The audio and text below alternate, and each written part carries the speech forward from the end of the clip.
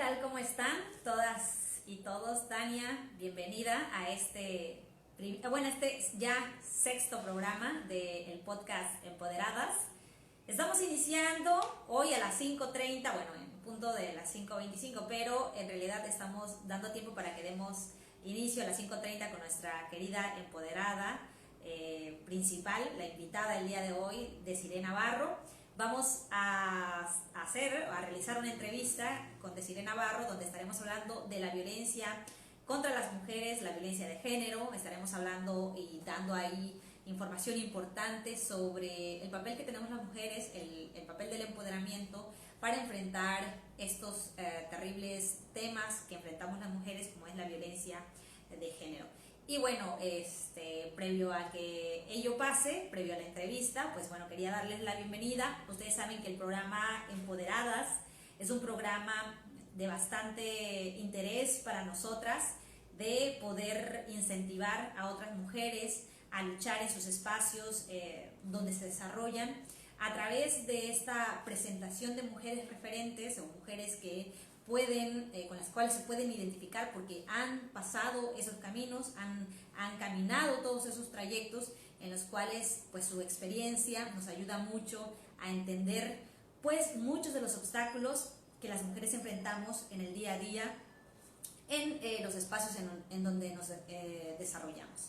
Así, por ejemplo, tenemos justamente, ya me dice Desiree que ya se está conectando. Estoy esperando que esté conectada aquí al en vivo. Y ahorita nos comenta, estoy esperando que ella se conecte, le voy a mandar un mensajito aquí.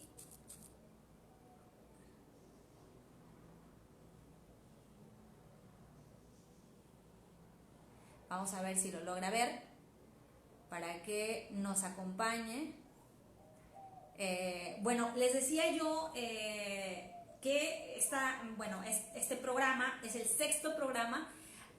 En el primer programa hablamos de mujeres con discapacidad. Aquí está, miren, ya está. Así que le voy a mandar una invitación a Desiree para que se conecte. Listo.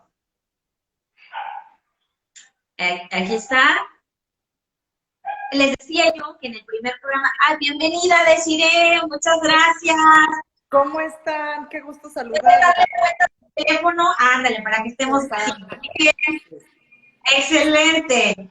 Pues mira, yo no les he contado casi nada de ti, entonces estaba yo platicando un poco de qué es Empoderadas, un poco para quienes se están uniendo a nuestra conversación. Primero, darte la bienvenida, agradecidísima de que estés aquí con nosotros. A mí, la verdad, estoy muy encantada de poder platicar contigo y más un tema que me parece que es fundamental para las mujeres, ¿no? Y entonces, qué mejor que tú, que estés aquí para platicarnos, obviamente con tu experiencia, con el trabajo que has realizado con mujeres y sobre todo con las investigaciones que has realizado. Quiero contarles, previo a darte la bienvenida, quién es Desiree. Y fíjense, Desiree es la presidenta hoy en día de One Heart Foundation México, es directora de comunicación de Canaco Miguel Hidalgo, fue cofundadora de Las Hijas de la MX, directora y fundadora de la Asociación de Joyeros de México, columnista del Universal, es licenciada en Publicidad y Mercadotecnia. Por 5 años ha sido una de las 100 mujeres líderes por el periódico El Universal, una de las 50 mujeres admirables por la revista Caras, merecedora a Mujer del Año en el 2011 por la Alcaldía Álvaro Obregón, y obviamente por uno de sus libros que ella ha realizado, que se llama Es posible morir de amor, historia de mujeres reales, que habla de 6 mujeres que sufrieron violencia, obviamente que tiene todo el valor justamente para hablarnos de este tema tan preocupante y tan lamentable que estamos pasando muchísimas mujeres, y más hoy en día en este contexto. Entonces, bienvenida, Desiree, gracias por estar aquí con nosotras, por hacernos el honor. La verdad es que muy contenta de poder compartir contigo. Muchísimas gracias por la invitación. Y la verdad es que yo inicié con este tema, no con la responsabilidad social, porque en responsabilidad social en fundaciones tengo ya cerca de 18 años, pero justo con el tema del empoderamiento de la mujer y la prevención de la violencia en realidad no tiene tanto tiempo, empecé en el 2016. Un tema que me súper apasiona, no porque sea un tema bonito, porque no es No un lo es. tema lindo, pero es un tema en el cual nos dimos cuenta que como en muchas situaciones, problemas que vivimos en el país, creo que puede mejorar muchísimo por medio de la educación. Entonces, pues nos hemos ido más que nada pues a dar conferencias, a hablar acerca de este tema, y de verdad que no me canso de hablar, aunque lo repita 1000 veces en todos los programas o en todas las conferencias. Creo que después de que la gente escucha la conferencia que damos, por lo menos el 80% pues del público difícilmente va a permitir violencia a su alrededor, porque ya supieron qué es la violencia y ya saben cómo detectarla y ya saben cómo detenerla. Entonces, antes de que pues, las mujeres entren en este círculo, una vez que ya se les ha explicado, creo que difícilmente lo permitirían.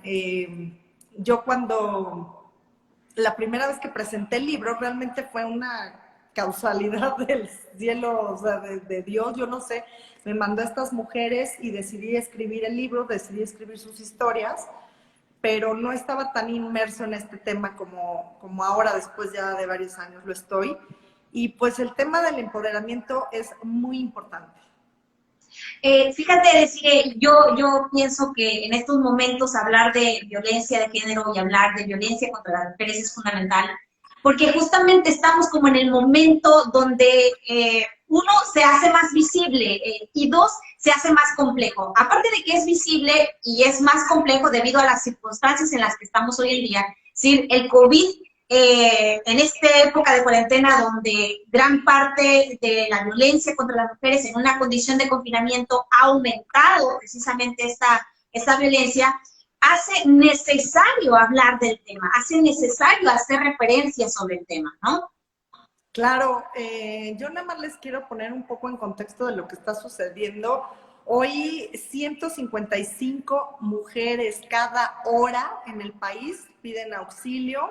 Desde que arrancó este programa de Quédate en Casa, que pues tal vez para muchas es nuestra salvación, ¿no? Ante el contagio, ante el virus, pero para muchas mujeres el estar confinadas con sus parejas, pues que son violentas, que evidentemente pues con este tema del confinamiento, pero además de las presiones, porque la mayoría de la gente o se quedó sin trabajo o le redujeron su sueldo, etcétera, entonces está más presionada, está pues más estresada, y esto hace que también mucha gente tome bebidas alcohólicas, drogas, etcétera. Entonces esto lo hace todavía más complicado, pero el día a día de estar, pues digamos, en el roce diario de estar conviviendo con la familia, ha hecho que pues haya más violencia también hay que decirlo, de las mujeres hacia los niños, hacia los adultos mayores. Entonces, pues hoy se reciben 115,000 llamadas al 911 para pues, reportar indicios de violencia. Y pues les voy a dar algunos datos. 2 de cada 10 mujeres han sufrido algún tipo de violencia esta cuarentena. 6 de cada 10 han sufrido violencia emocional. 2 de cada 10 han sufrido violencia económica, y 9 de cada 10 mujeres que han ido a denunciar algún tipo de violencia, que han sufrido algún tipo de violencia, que han pedido auxilio, no han denunciado ante las autoridades. Entonces, creo que sí es un momento para reflexionar, es un momento para tomar precauciones y evitar, ¿no? Evitar todo tipo de violencia, obviamente, pues evitar la violencia extrema. Y yo te quiero preguntar algo que está pasando también a nivel gubernamental. ¿Qué opinas de esto que ha hecho el presidente de la República diciendo que estamos bien tranquilas nosotras en nuestras casas y que se ha incrementado la fraternidad y que pues obviamente no hay violencia según los datos del presidente. ¿Qué opinas tú de esos dichos? ¿Y qué decimos nosotras las mujeres, no? En ese sentido. Mira, es un tema bien delicado porque para empezar es una gran mentira. O sea, es una mentira el decir que ha bajado, que ha disminuido el índice de violencia. Eso, por supuesto que no es cierto. Lo sabemos por la Red Nacional de Refugios, lo sabemos por las llamadas al 911, lo sabemos por las denuncias digitales que se hacen. Entonces, es una gran mentira y por lógica deduces, ¿no? Que el estar confinado 24 horas, los 7 días de la semana con cualquier persona, pues va a hacer que haya un mayor estrés, ¿no? Del normal.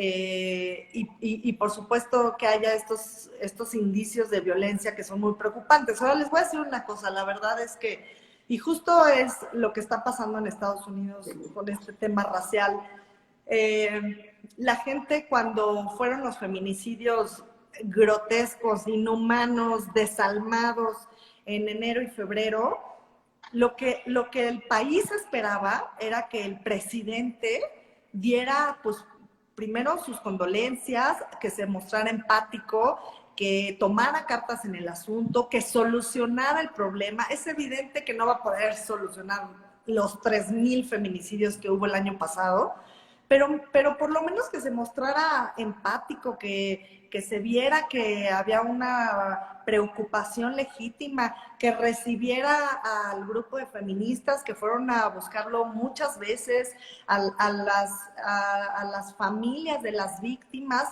Entonces, todo eso causó que precisamente el no querer escuchar, el no querer aceptar, el no querer poner manos en el asunto, hiciera ese gran movimiento que se hizo el 8 de marzo, cuando dijeron que fueron 80,000 personas, pero eso tampoco es cierto. Yo estuve ahí, digo, es difícil contabilizar algo así, pero de Reforma al Zócalo hubo por lo menos unas 120, 150,000 mujeres, incluidos hombres, incluidos niños, incluida gente discapacitada. O sea, la verdad es que era generalizado el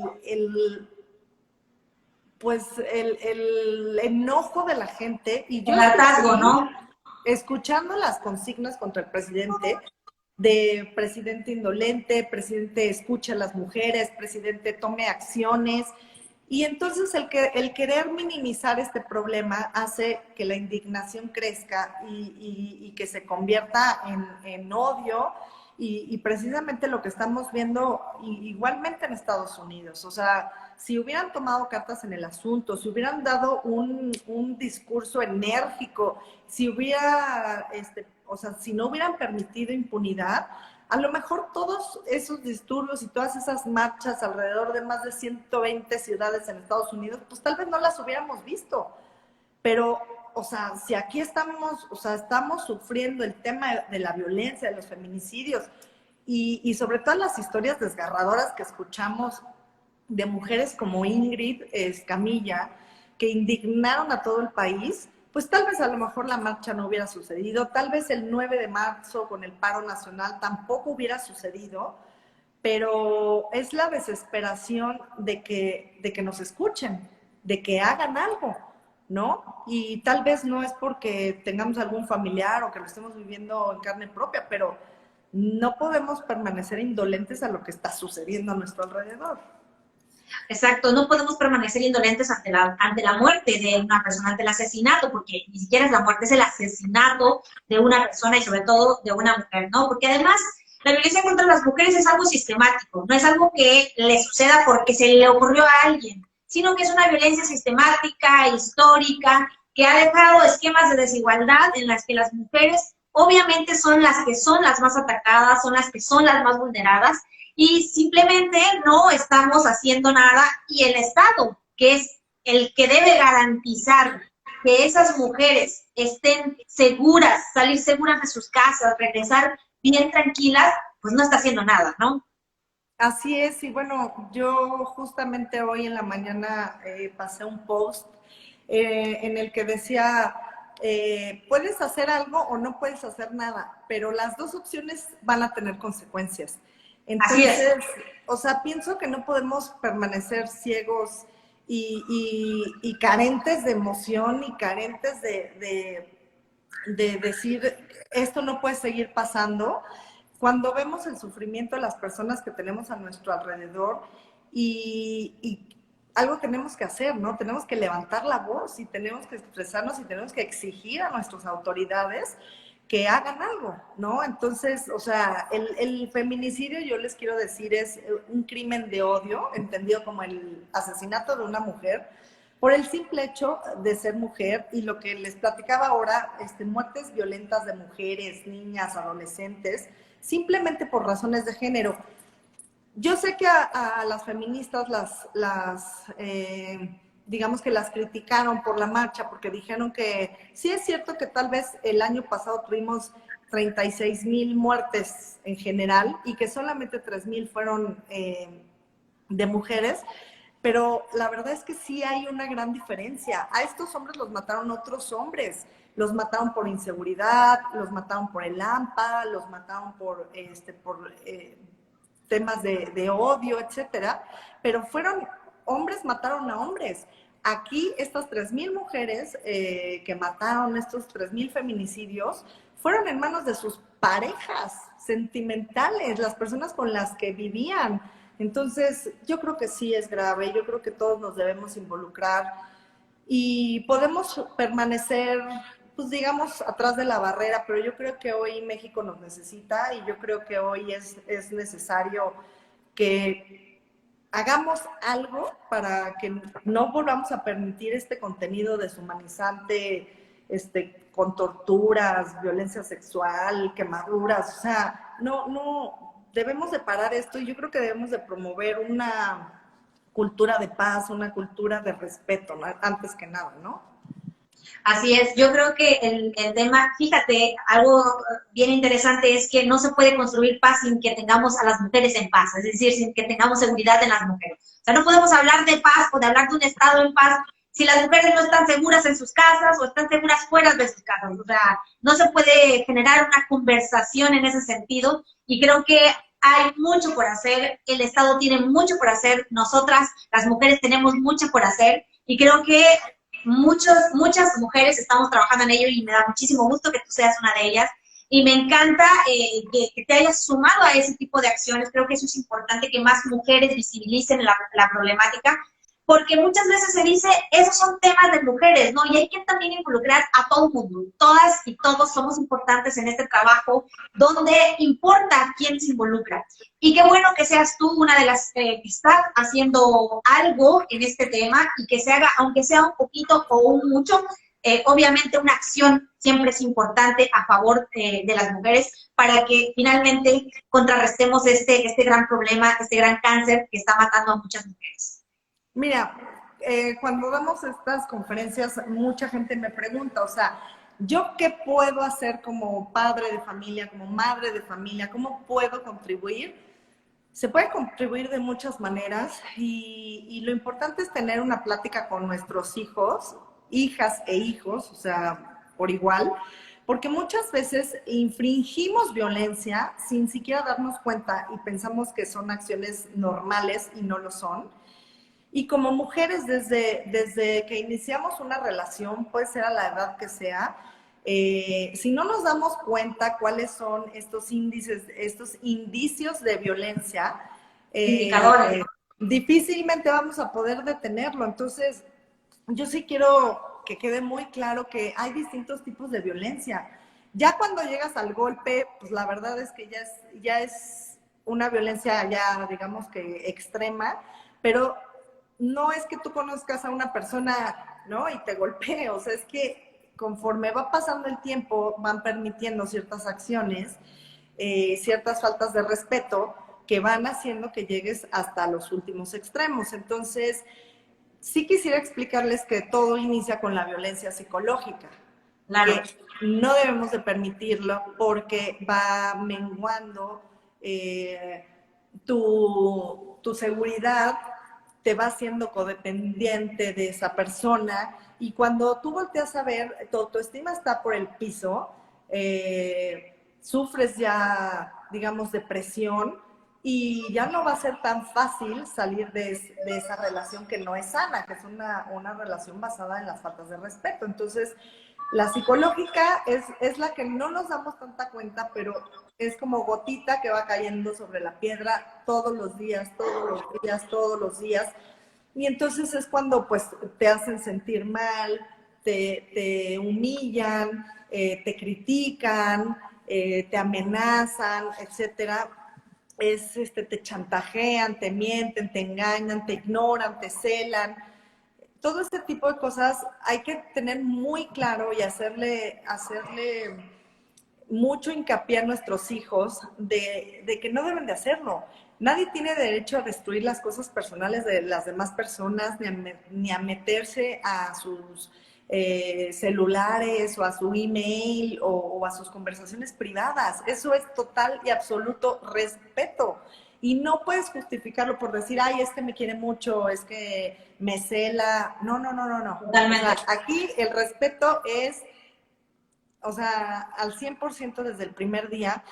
Y bueno, pues ya después de la violencia psicológica hay otro tipo de violencia que la gente luego también como que no le queda muy claro, que es la violencia económica, cuando a lo mejor no te permiten estudiar, cuando no te permiten trabajar, cuando no te permiten que tú tengas ingresos, no te dejan empoderarte. Y lo único es que te estás cada vez hundiendo más, cada vez aislando más, y tu autoestima va cayendo pues cada día, ¿no? Entonces, de ahí pues también está la violencia sexual, violación, acosos, manoseos,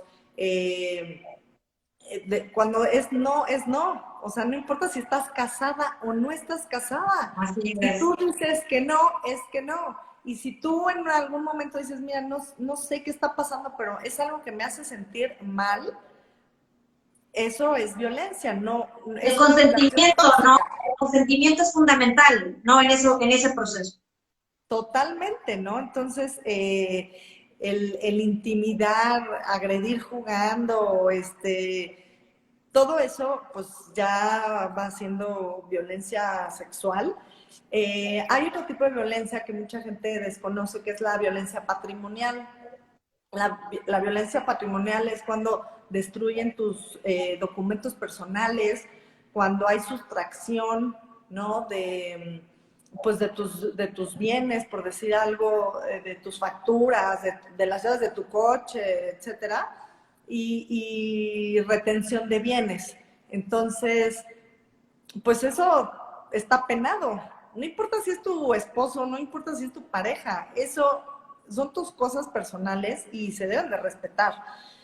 Y Claro. bueno, pues la violencia física, que ya digamos que es el último nivel, si ustedes van permitiendo todos los niveles anteriores, en algún tema, en algún momento de crisis, pues pueden llegar los golpes. Y yo pienso que después de eso, honestamente se los digo porque he trabajado con muchos grupos de mujeres, siento que ya no hay vuelta atrás. Y pues ahí es agredir jugando, empujar, golpear, encerrarte o aislarte contra tu voluntad, amenazarte con objetos o armas, amenazarte de muerte, abusar sexualmente, violación y finalmente el asesinato. Entonces, yo les estoy poniendo cómo van todos los niveles, desde el que dices, ay, no es nada, o sea, no pasa nada. Pero si ustedes lo permiten, eso va a ir avanzando y va a ir avanzando hacia los siguientes niveles.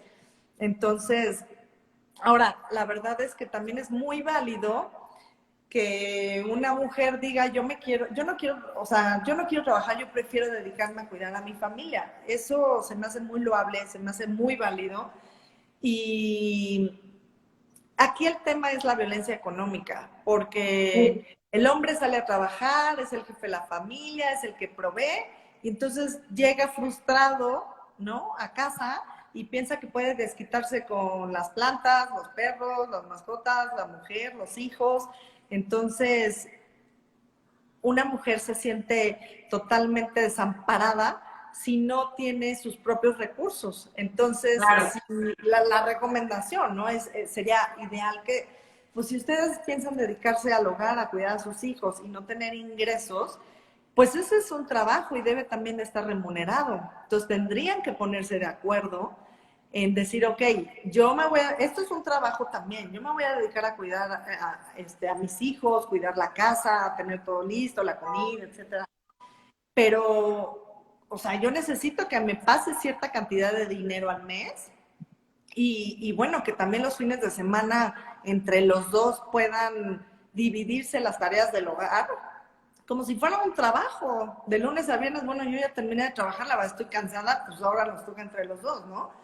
Pero la parte económica es la que más me preocupa, porque muchos hombres, la manera de controlar a las mujeres es precisamente en esta parte. Es por la parte económica. Entonces, si ustedes deciden dedicarse al hogar, pues tomen sus precauciones, tengan sus ahorros, que una parte del sueldo del proveedor también sea para ustedes y que se Mira, cubran todo eso.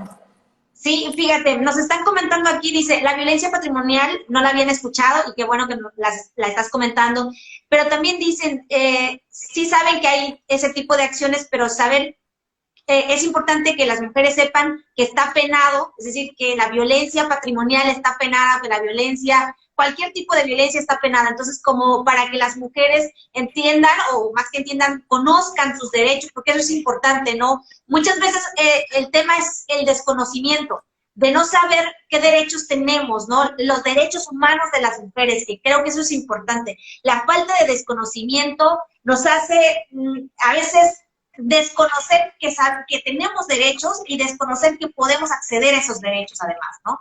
Así es, y digo, como padres de familia, también debemos de sentar a nuestros hijos hombres y decirles, a ver, siéntate, te voy a explicar. Tú no puedes a una mujer faltarle al respeto, tú no puedes gritarle, tú no puedes empujarla, tú no puedes amenazarla, no puedes chantajearla, no puedes destruir sus artículos personales, no puedes agarrar sus cosas. O sea, yo creo que si a un adolescente le explicas esta situación, le dices, a ver, esto es violencia y además está penado.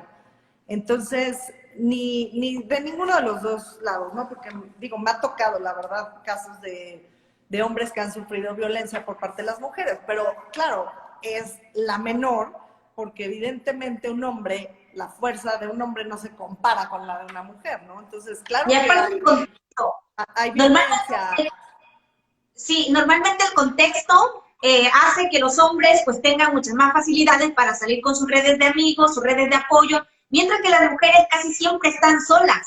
Y eso hace que obviamente estén en condiciones de vulnerabilidad, ¿no? Ese es un gran tema porque, mira, generalmente las mujeres, estamos hablando ya un poquito de casos más extremos, las mujeres que sufren violencia generalmente son aisladas de su familia, de su trabajo, Exacto. del gimnasio, de todas sus redes de apoyo, porque los hombres quieren una víctima que no tenga las fuerzas para poder salir de ese círculo de violencia. Eso es lo que pasa.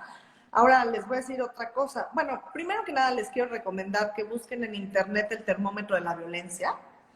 Cuando yo empecé con todo esto de grupos de mujeres y yo iba lo pueden buscar también en internet, hay grupos que se llaman CODA, que es Codependientes Anónimos, hay otros grupos que se llaman Adictos al Amor, o sea, hay varios grupos de mujeres y también de hombres que se apoyan, ¿no? Creo que son muy buenos porque las personas que asisten ahí han sufrido violencia.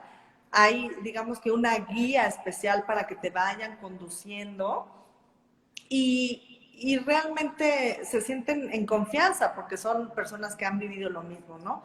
Entonces, el círculo de la violencia empieza siempre con la luna de miel, ¿no? De tener detalles, ser muy cariñoso, eres lo máximo, te quiero, te amo, te adoro, sin ti no puedo vivir. Pero bueno, ¿qué es lo que va pasando con el tiempo? Que empiezan los roces, empiezan las diferencias, empieza esta violencia psicológica, que también las mujeres la ejercen, digo, siendo muy honestos, ¿no? En el que te empiezan a decir, estás fea, estás gorda, estás chaparra, te vistes horrible, tus amigas son lo peor del mundo, y entonces ahí te van aislando, te van quitando amigas porque una es mala influencia, porque la otra habla mal, porque la otra no me cae bien, entonces nos va a separar. Entonces, bueno, amigos hombres ni se digan, ¿no? Pues cómo, o sea, te van a ligar, va a querer contigo.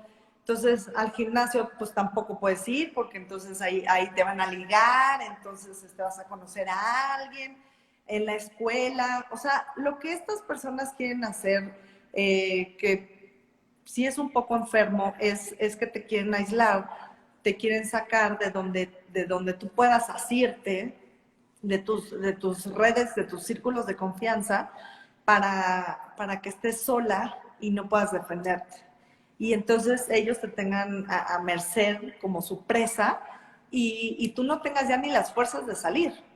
Entonces, bueno, en este círculo de violencia, cuando empieza, digamos que los roces, el estrés y demás, después llega ya la violencia física. ¿Y qué pasa cuando hay violencia física? Lo he visto millones de casos. Llega el perdón, el arrepentimiento, el no lo vuelvo a hacer, el estaba tomado, estaba drogado, estaba enojado, llega la justificación, el perdón, etcétera.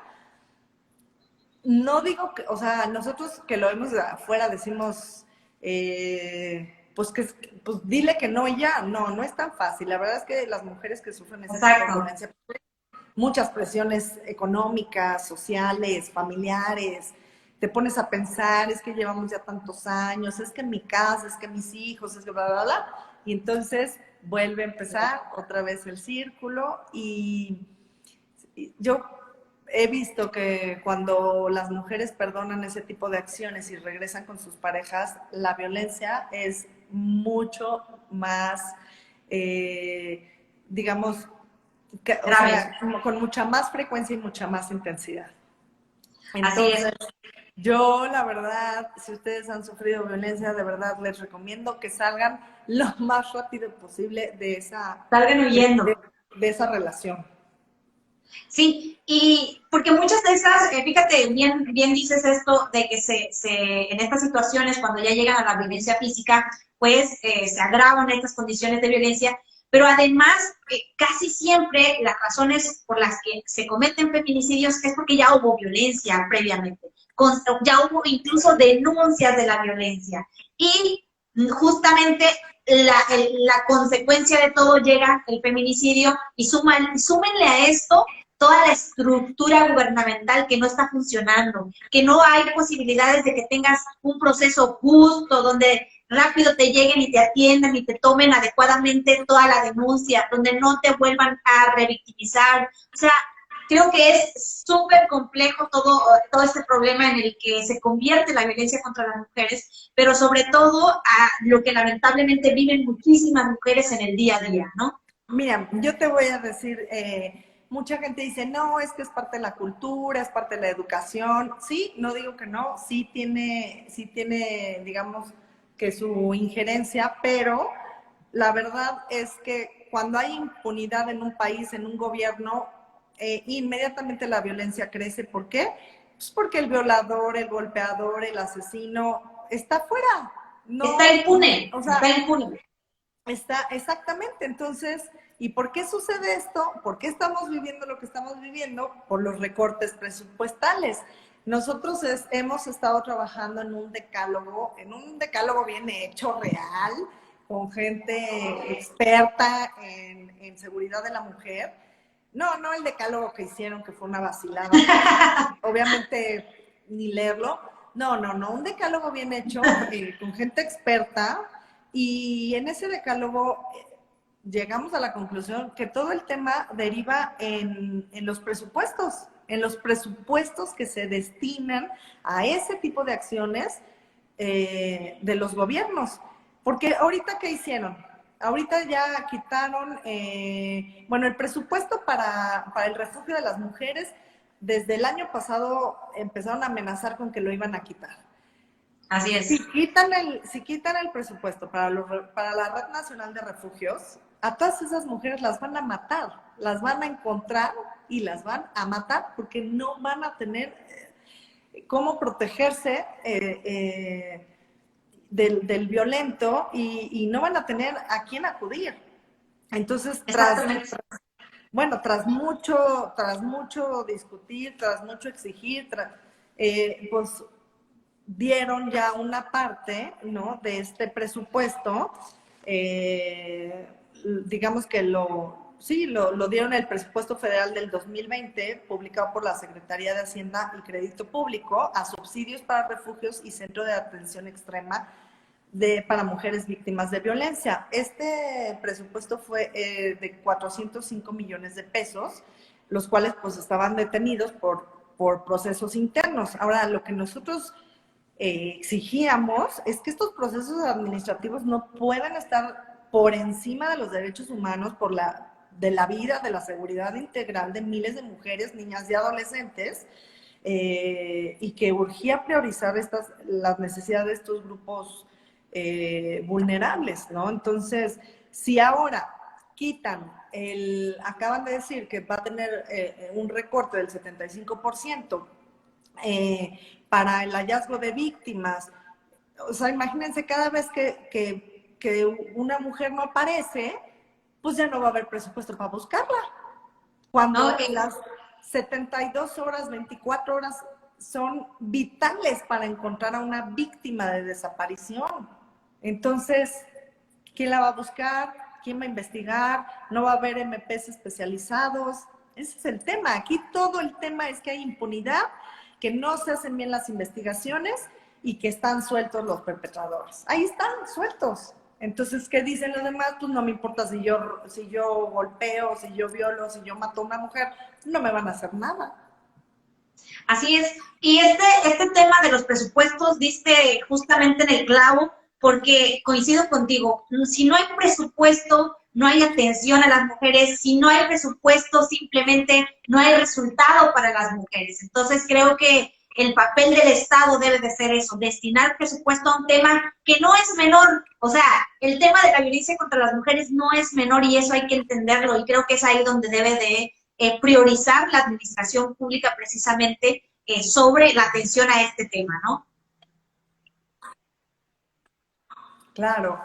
Y bueno, mira, ya inclusive la ONU ya mandó alertas, pidió a México tipificar el feminicidio en todo el país, en su Código Penal Federal. Actualmente 19 entidades federativas cuentan con un tipo penal que cumple con las características para acreditar el delito. Pues hace un mes o cosas así, el titular de la Fiscalía General de la República, Alejandro Gertz Manero, quiso desaparecerlo. Sí, lo recuerdo. Que no se tipificara el feminicidio. Entonces, pues no se castiga y no se investiga adecuadamente. Entonces, debe de estar tipificado en las 32 entidades del país. Así es. Y ¿sabes qué? Yo creo que eso, fíjate, si a esto le sumamos el acceso a la justicia, es decir, que aparte, una vez que ya tienes administración de justicia, es decir, ya están los investigadores que se encargan de justamente revisar cuando las mujeres son atacadas o son violentadas y demás, está el papel de los jueces también, el papel del el Poder Judicial, pues, en todo este tema del acceso a la justicia para las mujeres, ¿no? Y resulta que muchas mujeres son revictimizadas, violentadas en todo un proceso terrible como es la violencia contra las mujeres, ¿no?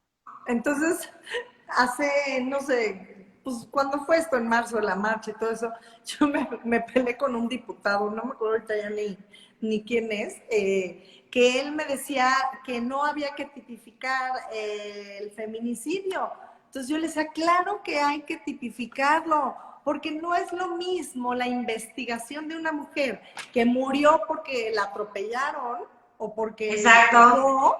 a un feminicidio de tu pareja que te golpeó, te cortó en cachitos y te fue a aventar en una bolsa de basura a un lote baldío. Obviamente la investigación es distinta, como también la investigación es distinta cuando hay trata de personas. Son casos distintos y hay que tratarlas de manera distinta por especialistas en la materia, por especialistas en investigación, por fiscalías, por MPs, etcétera. Entonces, claro que sí hay que tipificarlo y claro que sí hay que mejorar esas líneas de investigación para poder llegar al perpetrador y castigarlo, ¿no? Sí, porque también otra cosa que pasa es que realmente cuando se acreditan los feminicidios, qué tan cierto es o qué tan buena es la justicia que logre que esos feminicidas estén en la cárcel, ¿no? Porque pueden identificarlos, pero comprobar el delito, todo ese proceso, porque no se hicieron bien las investigaciones, no se tomaron bien las pruebas, porque no está capacitado el personal policial de investigación, o sea, toda una serie administrativa que no está funcionando y que viene, volvemos al punto, a afectar a las mujeres y que a las mujeres no se les devuelve la vida bajo estas circunstancias. Entonces, pues nosotros como sociedad civil, ¿qué podemos hacer? Podemos hacer varias cosas. Primero que nada, no permitir la violencia, las relaciones deben de estar basadas en el respeto, hablar con nuestros hijos y, o sea, no importa lo que hayamos visto en nuestras casas, no importa lo que hayamos visto 3 generaciones atrás. Hoy sabemos que no es correcto, que no está bien y que no debemos de permitir, ¿no? Entonces, eso es lo que, primero que nada, lo que podemos hacer empezando por casa. Pero también debemos de estar muy conscientes que la violencia está muy cercana, puede estar en nuestra oficina, con nuestros vecinos, con nuestra misma familia, hermanos, tíos, etcétera. Y pues no debemos de permitirla, debemos de poner un alto y también pues, debemos denunciar, ¿no? Si yo estoy viendo que mi vecino está maltratando a su hijo, pues la verdad yo sí levanto una denuncia digital, ¿no? Pueden hablar, pueden escribir, no tienen ni siquiera que presentarse, pueden hablar al 911, pueden mandar un email a www.denunciadigital.cdmx.gov.mx o pueden hacerlo presencial en la Fiscalía de Justicia General de la Ciudad de México o en la Fiscalía de Violencia Familiar. Tienen que tomarle su denuncia, o sea, entonces pueden hacerlo de muchas maneras, pero sí hay que hacerlo, ¿no? Hay que darle seguimiento y por supuesto salir lo más rápido posible, porque eso, por mucho que les pidan perdón, eso no va a mejorar, ¿eh? Eso no se va a detener. Eso va a acabar en la muerte de esa persona si no le ayudamos, si no la escuchamos, si no la queremos ayudar. ¿No? También pueden hablar a cualquier número de la Red Nacional de Refugios, la verdad es que están abiertas las 24 horas del día, los 7 días de la semana. Hay una línea de apoyo psicológico, pueden exponerles el caso, o sea, no se esperen a llegar a lo más grave, ¿no? O sea, pueden, si ustedes están viviendo una tensión en estos momentos, llamen con toda confianza, llamen a la línea de apoyo psicológico, expongan el caso y las van a saber guiar, ¿no? Sí, y en todos los estados se está haciendo, aquí en Quintana Roo igual, está el 911, también el gobierno del estado, bueno, hay que reconocer lo que sí están haciendo bien en algunos estados. Claro. Bueno, aquí incluso en el estado hicieron un plan sin violencia para esta contingencia, que me pareció bastante interesante, fíjate, porque creo que es importante que los gobiernos locales, bueno, dado que a nivel federal pareciera que no nos están entendiendo, pues mínimo que los gobiernos locales estén haciendo su parte. Entonces me parece que es importante y es de reconocer el papel que hacen en el estado de Quintana Roo, por ejemplo, que hicieron este plan sin violencia, un poco mostrando la ruta crítica de atención de una persona que vive violencia. Bueno, aquí se muestra cómo si vives violencia tienes que llamar al 911 o a la Comisión de Atención a Víctimas o al Instituto Quintanarroense de la Mujer. Entonces hay una serie de indicaciones y bueno, también las propias redes de mujeres activistas feministas también están trabajando en temas de violencia, de prevención de la violencia, y bueno, ahí tienen muchas aliadas también, porque eso es muy importante. O sea, lo que está haciendo la sociedad civil a mí me parece que es fundamental. Finalmente, los que estamos de este lado, pues desde la sociedad civil, sabemos lo importante que es poner el punto, o sea, incidir en la agenda y saber que temas como la violencia contra las mujeres es fundamental que se atienda por parte del Estado, ¿no? Así es, yo creo que es un tema en el que todos nos podemos involucrar y no podemos permanecer impávidos sin hacer nada. Es responsabilidad de todos nosotros, es nuestra comunidad. Entonces, ya mencionamos qué es lo que podemos hacer como sociedad civil y, por supuesto, exigir al gobierno que liberen y que autoricen un mayor presupuesto para todo esto que estamos hablando. ¿Qué diferenciaría que hubiera una línea especializada, que no fuera el 911? Porque además te voy a decir una cosa, yo la semana pasada hablé, dije, no, voy a hablar, nunca me contestaron, nunca me contestaron. No, Digo, yo fíjate no que tuve mala suerte, no sé qué pasó, pero a mí nunca no, me no, no tuve mala suerte. Igual una víctima que me contactó a mí me dijo que contactó al 911 y nunca le contestaron, pero que habló directamente a la CIADECRO, en este caso de Quintana Roo, que es la Comisión de Atención a Víctimas de Quintana Roo, y ahí sí le contestaron. Entonces, digo, hay una distancia entre a dónde hablas. Desgraciadamente así es esto. Entiendo que el 911 está saturado por otros temas, pero bueno, finalmente también hay otras instituciones que se están encargando del tema. Y pues bueno, ahí está, la CIADECRO, en el caso de Quintana Roo, pueden ustedes ir ahí, o directamente en el Instituto Quintanarroense de la Mujer, o directamente en la Fiscalía, ¿no? Ahí está, están viendo los de la CIADECRO. Esos institutos de la mujer, la verdad, son buenísimos porque ahí tienes una casa de transición en donde te atienden psicológicamente, en donde te atienden legalmente, te dan acompañamiento para poder ir a denunciar y por supuesto que también te hacen una valoración médica para saber en qué condiciones estás. Entonces, puedes llegar ahí a medianoche, te pueden recibir, hay espacio para ti, para tus hijos, valoran la situación y seguramente te pueden encauzar hacia algún refugio o decirte, bueno, tal vez tu caso no es tan grave, ¿no? Puedes todavía irte a casa de un familiar, no te va a buscar, no te va, ¿no? O sea, la verdad es que sí, hay distintos límites de violencia, distintos casos, digamos. Entonces, pueden decirte, aconsejarte y guiarte lo mejor posible. Entonces, esos institutos de la mujer son especializados, ellos saben cómo tratar cada caso.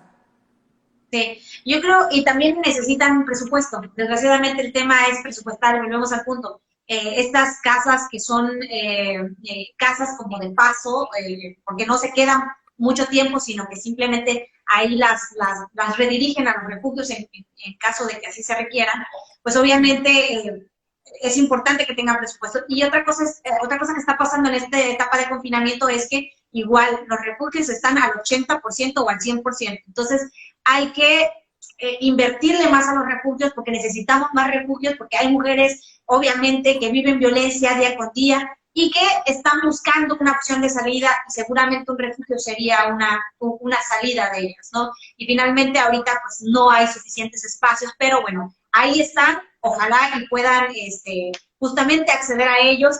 Están también las instituciones que las redirigen a estos refugios, y entonces, bueno, es importante el papel de ellos. Creo que es fundamental que se les otorgue recursos, qué bueno que no se les recortó, qué bueno que todavía siguen funcionando y ojalá pues no nos llevemos más sorpresas, ¿no?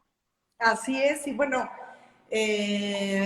nosotros estamos, justo cuando empezó la pandemia, nosotros ese día nosotros íbamos a presentar precisamente este decálogo de seguridad de la mujer, íbamos a ir al Senado de la República, teníamos ya la rueda de prensa cuando pues nos cancelaron, que fue el día que cerró el Senado y no permitió ya que ingresaran personas ajenas al Senado. Entonces, pues ya no, digamos que lo detuvimos porque aparte, pues era el tema del COVID y era pues todo esto que ha ido sucediendo y fue justo una semana después de la Marcha de las Mujeres. Entonces, ahí está en el tintero. Estamos con la mayor disponibilidad y disposición de poder sentarnos con los distintos niveles de gobierno, ya sea municipal, estatal, federal, para poderles exponer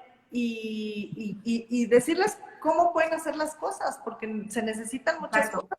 Se necesita una línea especializada únicamente para violencia familiar, se necesita, digamos, presupuesto para dar seguimiento a cada caso y llevarlo con fin hasta sus últimas consecuencias, etcétera, ¿no? Son varias cosas que serían medidas que realmente detendrían un gran porcentaje de la violencia que estamos viviendo las mujeres. Deciré, yo me gustaría, antes de que concluyamos esta entrevista, la verdad es que ya nos quedan alrededor de 7 minutos para concluirla. Entonces, me gustaría, bueno, ya un poco cerrando con el tema de la violencia contra las mujeres, cómo ha sido para ti incidir en este tema, ya en lo personal, para ti, qué ha significado, qué ha transformado en tu vida y cómo puedes decirle a otras mujeres que pueden seguir también en la lucha, ser activistas o estar en la parte de la sociedad civil? Mira, a mí me encanta el título de tu programa porque yo pienso que las personas podemos tener acciones y convicciones que pueden inspirar a otras personas. Entonces, así como a mí me han inspirado muchísimos hombres, muchísimas mujeres, digo, yo les voy a poner un caso, pero por muchos años me especialicé en la industria del diseño. Carolina Herrera empezó su carrera, su trayectoria a los 45 años y de ahí logró todo un emporio. Entonces, yo, pues primero que nada, decirle a todas las personas que nos están viendo que estudien, que se preparen, no importa la edad que tengan, no importa a lo que se estén dedicando, pero siempre pueden estudiar, prepararse, capacitarse, especializarse. Entonces, pueden emprender y pueden ser autosuficientes y no estar tampoco dependiendo de otra persona, ¿no? Eso yo creo que es importante, decirles que tenemos esta falsa idea de inculcarles a nuestros hijos que las mujeres se consigan un progenitor, ¿no? Un patrocinador de por vida que las mantenga, ¿no? Y a los hombres les inculcamos el que se consigan a una esposa para que los atienda el resto de su vida. Creo que las dos situaciones no son las correctas. Yo creo que las parejas deben de tener sus propios ideales, sus propios objetivos, sus propias metas, que se complementan uno al otro, pero no tenemos por qué crecer con esa idea de que alguien me mantenga y entonces yo no soy capaz de poder trabajar, de poder generar, de poder ser independiente. Yo creo que sí, ¿no?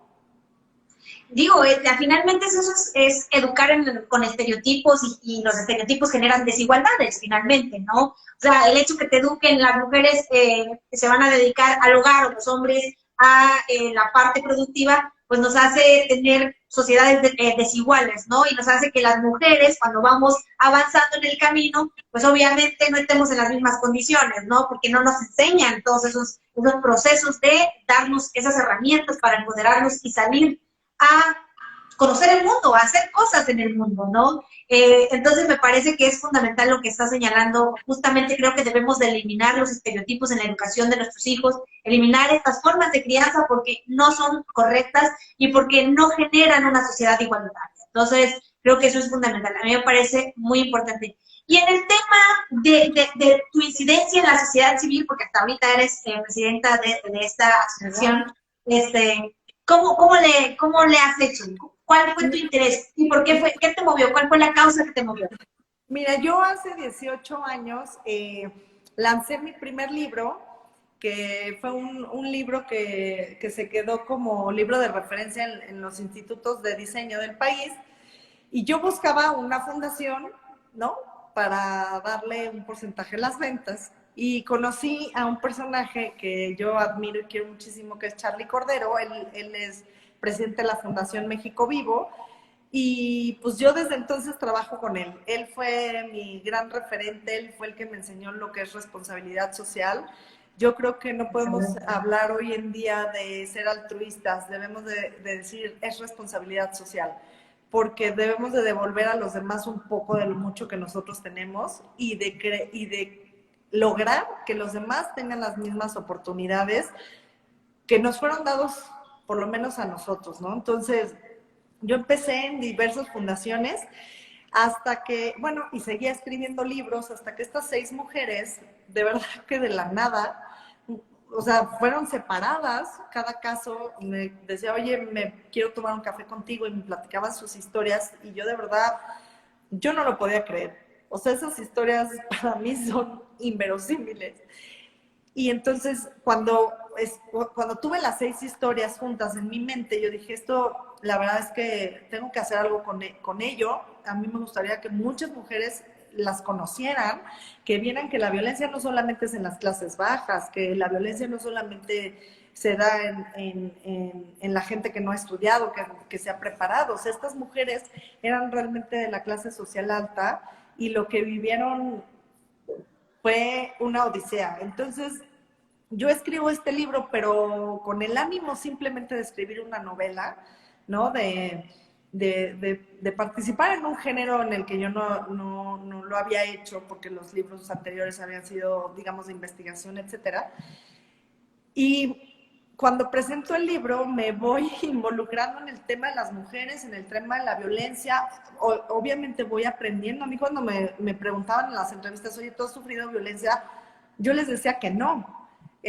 Cuando yo ya me fui involucrando, o sea, en el termómetro de la violencia, yo creo que de 20 puntos, por lo menos 11 de violencia los había vivido.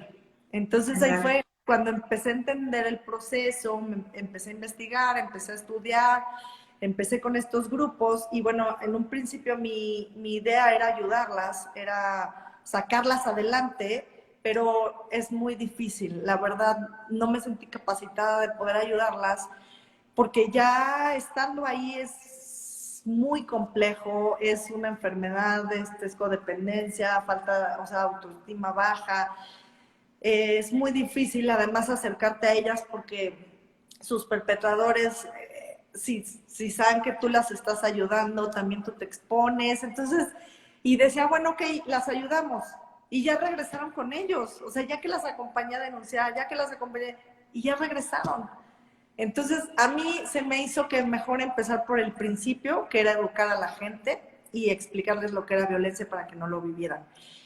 Y de ahí, pues yo en uno de los refugios a los que iba a dar conferencias y ayudaba, que es Fundación Fortaleza IAP, me contactó Mary Kay y me dijo que pues quería hacerme vocera de responsabilidad social, porque tenía la parte de imagen y la parte también de ayuda a las mujeres que sufren violencia. Y después me dijeron, ¿por qué no haces tu propia fundación? Nosotros te apoyamos. Y así fue como nació One Heart México, como una fundación de segundo piso que apoya principalmente a las mujeres, pero tenemos una red de 20 fundaciones, de 50 fundaciones, de 100 fundaciones, en que pues si una de las fundaciones necesita apoyo urgente, pues los demás, digamos que salimos a apoyar. Pero en especial One Heart apoya a las mujeres en emprendedurismo, en eliminación de la violencia, en todo el tema de refugios.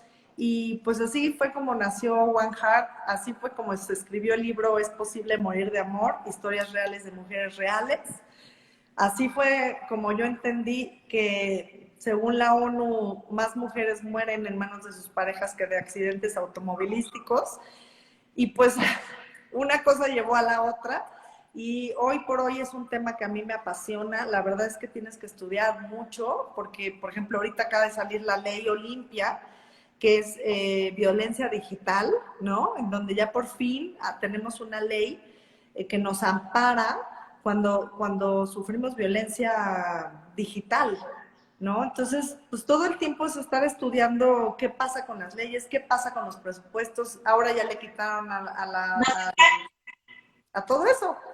Perdón, deciré, ya nos quedan 19 segundos, entonces seguramente nos va a cortar el programa, pero te agradezco muchísimo y la verdad es que no sé si quieres regresamos, ahorita volvemos a reconectarnos, pero nada más, pues